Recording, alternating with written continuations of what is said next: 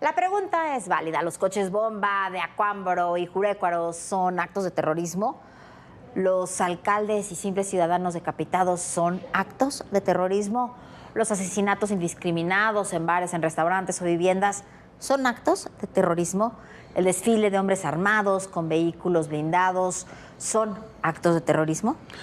Puede haber definiciones técnicas sobre lo que es o lo que no es terrorismo, pero en esto mucho se trata de la percepción, de si se genera o no terror en la población. Para eso están diseñados estos actos de esa forma. Lo hemos visto en Europa, en Medio Oriente, lo hemos visto en América Latina, sobre todo en Colombia, en muchos otros lugares. ¿Es similar todo eso a lo que estamos viviendo hoy en México? ¿Hay o no terrorismo en México?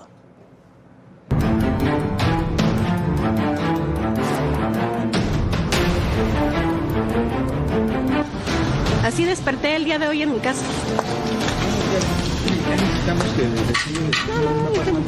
Pues de todos estaba dormida cuando me agarraron.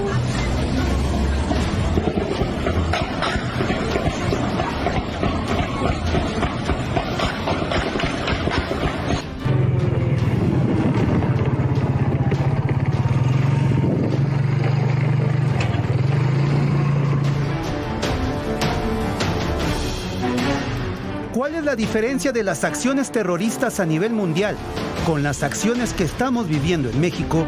El pasado 6 de octubre asesinaron a Alejandro Arcos, alcalde de Chilpancingo, Guerrero. Fue decapitado y su cabeza colocada sobre el techo de un automóvil a metros de la presidencia municipal. La semana pasada, 2 coches bomba estallaron en los municipios de Acámbaro y Jerécuaro, en Guanajuato, mientras que Sinaloa cumple 7 semanas de enfrentamientos entre 2 facciones del cártel de Sinaloa, que incluyen cuerpos desmembrados y abandonados, así como secuestros. En Tecpan de Galeana, Guerrero, han sido verdaderos combates, con cerca de 34 muertos en tan solo 4 días. Una violencia generada entre grupos criminales que cuentan con armas de guerra y vehículos blindados de forma artesanal. En Chiapas, la frontera está controlada por cárteles criminales que atacan a las comunidades, desplazan a la población, secuestran a las niñas y jovencitas para introducirlas en mecanismos de trata, a los jóvenes para volverlos sicarios.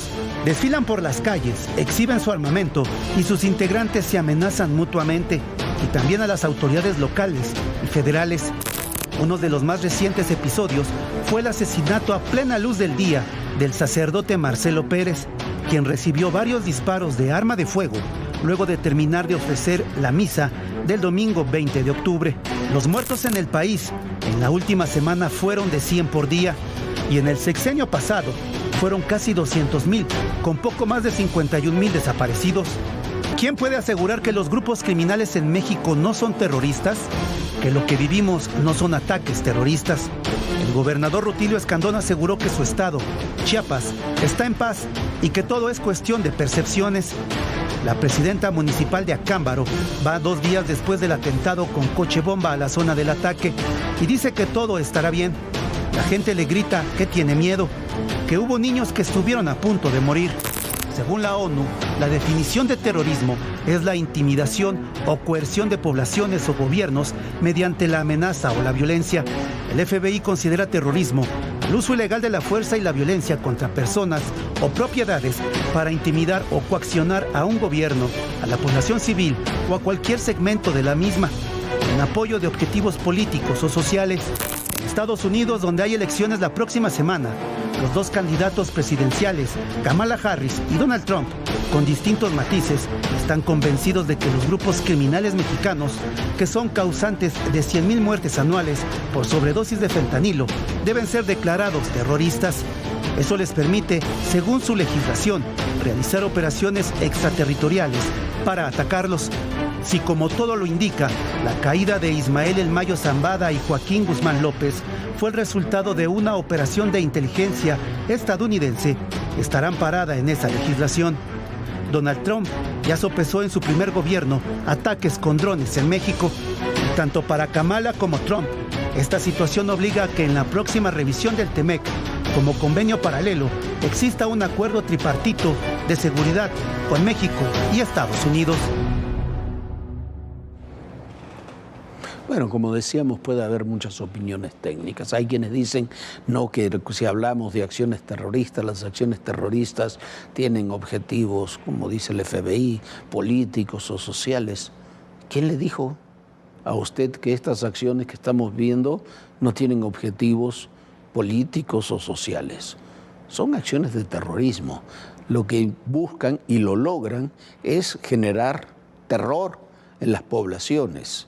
No se trata solamente de matar a alguien, se trata de matarlo, decapitarlo y dejarlo exhibido en el techo de un automóvil o en las calles o colgado de un puente o poner un coche bomba en las calles a plena luz del día. La definición del terrorismo, lo decíamos, la repetimos, lo que poníamos en el reportaje, es la intimidación o coerción de poblaciones o gobiernos mediante la amenaza o la violencia. Eso es lo que dice la ONU. El FBI dice que es el uso ilegal de la fuerza y la violencia contra personas o propiedades para intimidar o coaccionar un gobierno, a la población civil o a cualquier segmento de la misma en apoyo de objetivos políticos o sociales. Eso es lo que estamos viendo.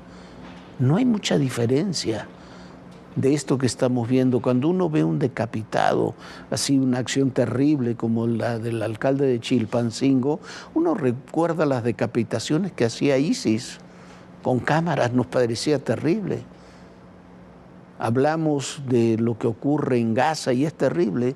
Hay unos 140 muertos diarios en Gaza. Las últimas semanas, en la última semana, hubo 100 muertos diarios en México. Claro, México es mucho más grande y tiene mucha mayor población, pero veamos de qué estamos hablando. Me parece que calificar de terroristas a los grupos criminales que cometen este tipo de acciones es justicia. Las palabras tienen significado. Y hay que adelantarse a los hechos, poniéndole a las acciones los adjetivos correctos. Esos actos son terroristas, deben ser calificados como tales.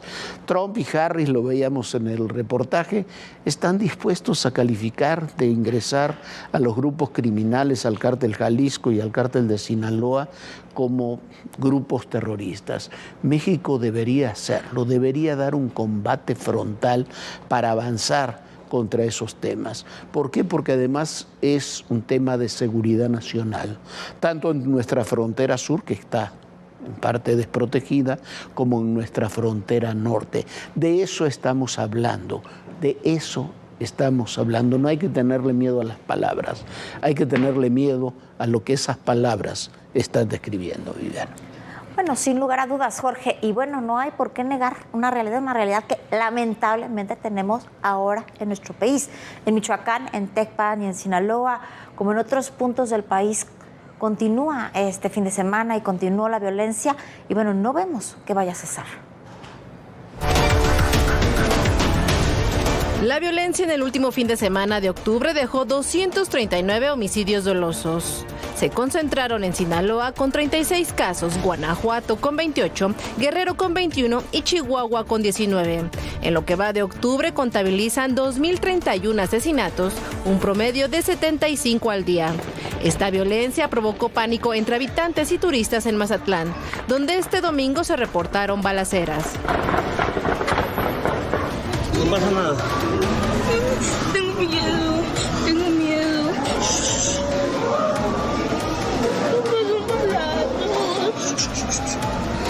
No pasa nada. También en Tecpan de Galeana, Guerrero, sigue la violencia. El fin de semana asesinaron a 15 presuntos integrantes del grupo delictivo Guerrero Nueva Generación. Debido a los enfrentamientos, el transporte público continúa suspendido. Varios negocios cambiaron sus horarios de atención y las escuelas suspendieron clases. En la misma entidad, pero en la comunidad de Huitzapula, municipio de Atlixtla, en la región de la montaña de Guerrero, civiles armados irrumpieron en una reunión que se celebraba en una cancha. Mientras que esta mañana, la Fiscalía de Michoacán confirmó el asesinato de la directora de Seguridad Pública de Angamacutiro, Lisbeth Estela Romero Tafoya. Sujetos armados tocaron a su puerta y cuando la víctima abrió, le dispararon. De manera simultánea, asesinaron al exalcalde de Cotija, Michoacán, Aurelio Santos Contreras. Le dispararon en un camino de terracería en la colonia Los Corrales. En Copainalá, Chiapas, asesinaron al gerente de la sucursal de Banco Azteca, Abraham González, quien intentó frustrar el robo cometido por hombres armados. Ocurrió el sábado 26 de octubre. Otro empleado permanece hospitalizado. Mientras que en Tabasco, tan solo el sábado hubo 10 asesinatos. Del que somos el primer país exportador. Renunció, ¿por qué? Porque no estaba de acuerdo. La magnitud que ha tenido el narcotráfico mexicano. Las confrontaciones, las reacciones.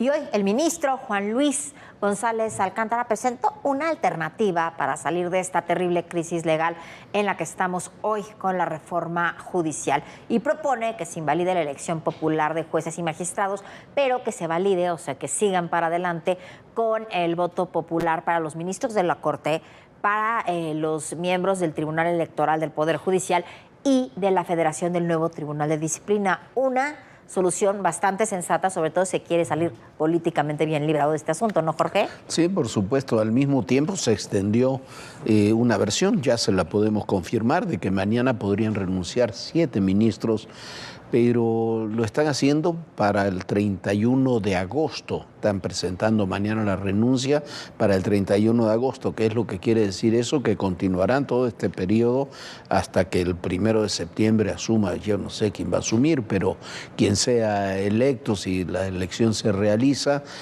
pero implícitamente están diciendo que no se van a presentar a esa elección. Si existiera voluntad política, esta propuesta de González Alcántara podría ser una salida viable para la actual situación, porque el gobierno tendría algunos de los cambios que desea al tiempo que se protege la carrera judicial de jueces y magistrados y de trabajadores del Poder Judicial. Hoy, hace unos minutos, unas horas, ya Ricardo Monreal se apresuró a decir que no van a apoyar esta reforma. Me asombra, porque uno esperaría que por lo menos fuera la presidenta Sheinbaum la que mañana dijera si sí o si no, pero me parece que tanto en diputados como en senadores hay quienes no responden a la presidenta, sino a otros poderes. El ministro Juan Luis González Alcántara Carrancá propuso una salida para avanzar en la reforma judicial y dejar atrás la crisis que dejó su aprobación y polémica reglamentación. El ministro de la Suprema Corte de Justicia de la Nación sugiere invalidar la elección popular de jueces y magistrados federales y dejar en sus términos, es decir, mantener la elección de los 9 ministros que ocuparán el Pleno en el 2025, conforme lo establece la reforma judicial. El proyecto de sentencia de las 5 acciones de inconstitucionalidad promovidas por PAN, PRI, legisladores del Congreso de Zacatecas, Movimiento Ciudadano y Unidad Democrática de Coahuila, plantea echar abajo la figura de los jueces sin rostro y el método de selección de los juzgadores que llevarían a cabo los comités de evaluación. El proyecto expone que no existe certeza para la ciudadanía sobre los perfiles que se le presentarán en una lista masiva y bajo un sistema que no ofrece garantías para que se emita un voto informado. Además, señala que tanto el sistema de postulación de candidaturas como el sistema de listas para la votación corrompen los fundamentos de nuestra república representativa y democrática.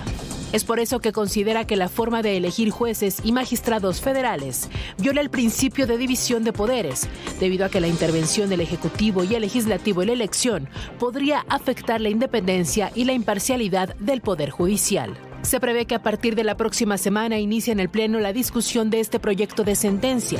Para invalidarla, es necesaria una mayoría de 8 votos. Luego de presentar el proyecto, legisladores de Morena advirtieron que no reconocerán la resolución y seguirán reformando la Constitución para ponerle freno al Poder Judicial. Verdaderamente, yo no creía que se atrevieran a tanto un ministro de la Corte, un juez o un magistrado. Si la votaran es un acto arbitrario, de un órgano incompetente. Por lo pronto trascendió que 7 ministros de la Suprema Corte presentarán el martes 29 de octubre su renuncia. Con ello declinan participar en el proceso de elección del próximo año. Se trata de los ministros González Alcántara Carrancá, Javier Lainez Potisek, Alberto Pérez Dayán, Jorge Pardo Rebolledo, Alfredo Gutiérrez Ortiz Mena y la ministra Margarita Ríos Farjat. Mientras que el ministro Luis María Aguilar Morales concluye su periodo constitucional el 30 de noviembre. La ministra presidenta de la Corte, Norma Piña, no presentará su renuncia, aunque tampoco participará en la elección del próximo año. Bueno, yo insisto, a mí me sigue asombrando que Ricardo Monreal se haya apresurado tanto en descalificar este proyecto, que podría ser una salida a la crisis que se vive y que se acrecienta. El proyecto propone, por una parte, reconocer el procedimiento legislativo, reconoce el procedimiento legislativo, no lo descalifica, y al entrar a fondo de estudio de la reforma constitucional al Poder Judicial, refiere los puntos más relevantes. El proyecto alterno reconoce la validez de la reforma judicial.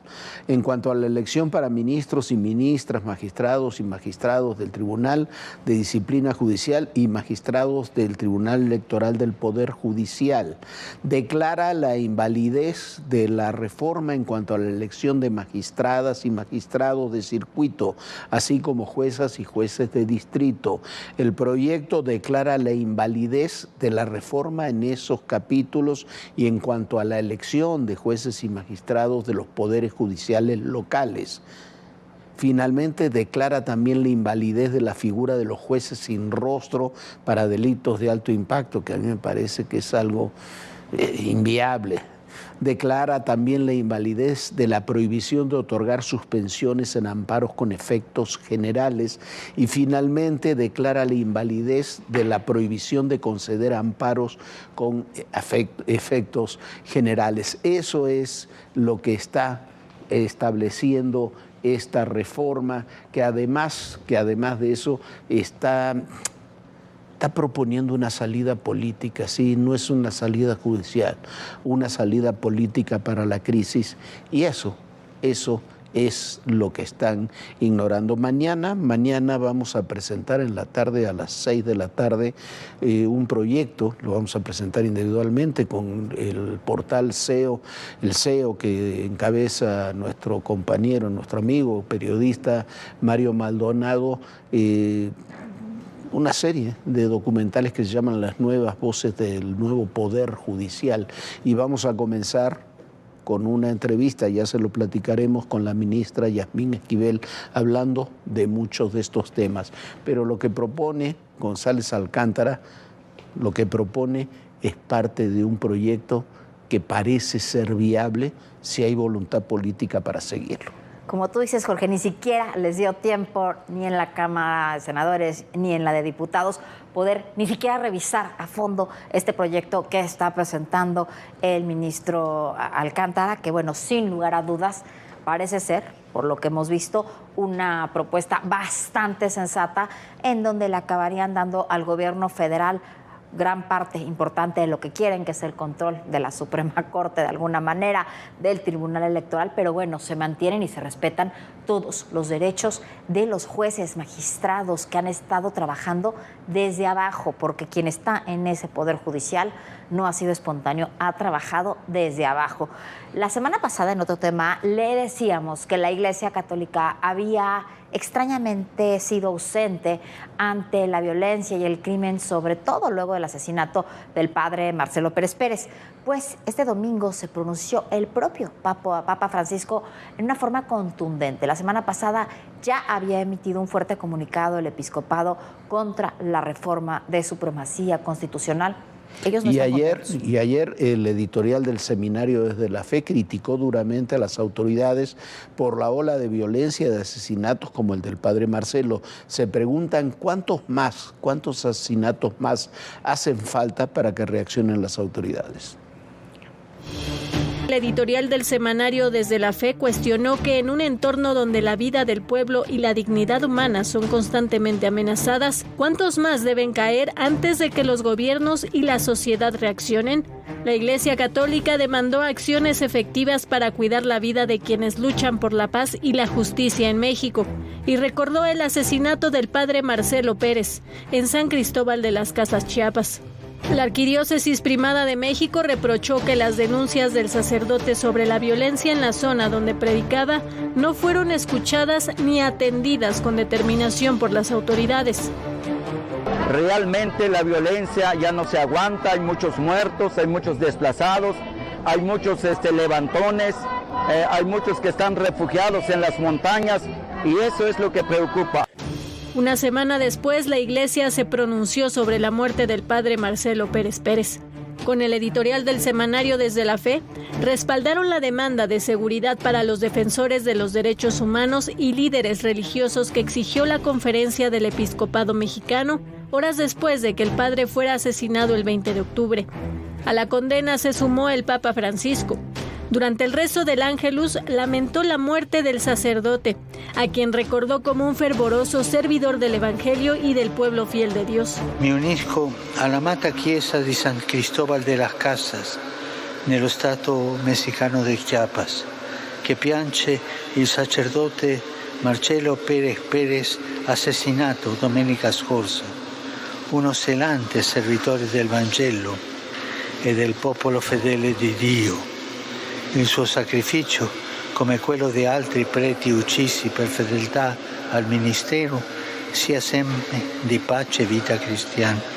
El 23 de octubre, la Conferencia del Episcopado Mexicano hizo un llamado al Poder Legislativo para que escuche a especialistas en derecho constitucional, respete el principio de participación democrática y preserve el bien común por encima de intereses particulares, esto en relación con la reforma al Poder Judicial. En su comunicado manifestaron su preocupación ante la gravedad de los recientes hechos que acentúan una polarización sin precedentes en torno al marco legal y a la armonía entre los distintos poderes del país. Además, señalaron que una auténtica democracia no es solo el resultado de un respeto formal de las reglas, sino el fruto de la aceptación convencida de los valores que inspiran los procedimientos democráticos. Y mire usted, esto dijo al recibir el premio Princesa de Asturias a las Artes este viernes Joan Manuel Serrat. Queremos compartirlo con usted. Soy persona partidaria de las vidas propias y ajenas. Prefiero los caminos a las fronteras, la razón a la fuerza y el instinto a la urbanidad. Soy un animal social y racional que necesita de otros hombres, pero más allá de la tribu. Por tanto, creo en la tolerancia, en el respeto al derecho ajeno, en el diálogo como la única manera de resolver los asuntos justamente. Creo en la libertad, en la justicia y en la democracia, valores que o van de la mano o que no van. Y les confieso que no estoy conforme ni a gusto con el mundo y con el tiempo que me tocó vivir recientemente. Vivimos un tiempo contaminado, hostil, insolidario, donde los valores democráticos y morales han sido sustituidos por la avidez del mercado y donde todo tiene un precio. No me gusta ser testigo de atrocidades sin unánimes y contundentes respuestas. Bueno, es espléndido, es un poco más largo este discurso de Joan Manuel Serrat, pero es espléndido. Yo me pregunto quién no puede estar de acuerdo con esto que dice Joan Manuel Serrat. Es un justísimo ganador del premio Princesa de Asturias. Pero bueno, ya nos vamos bien. Ya nos vamos, Jorge. Se nos vino ahora sí el tiempo encima y bueno, nos quedamos con varios temas, pero bueno, mañana sigue toda la información. Lo esperamos muy puntual aquí a las 11 de la noche. Sueñe bonito. Bonita noche, Jorge. Muy buenas noches. Bien, antes de despedirnos, murió ayer uno de los juristas de los abogados más importantes que hemos tenido en México, un hombre respetado y respetable, Juan Velázquez. Descanse en paz, Juan Velázquez. Un abrazo solidario para su familia, para todos sus amigos. Y recuerde, en el poder y en la política todo, pero absolutamente todo es personal. Gracias.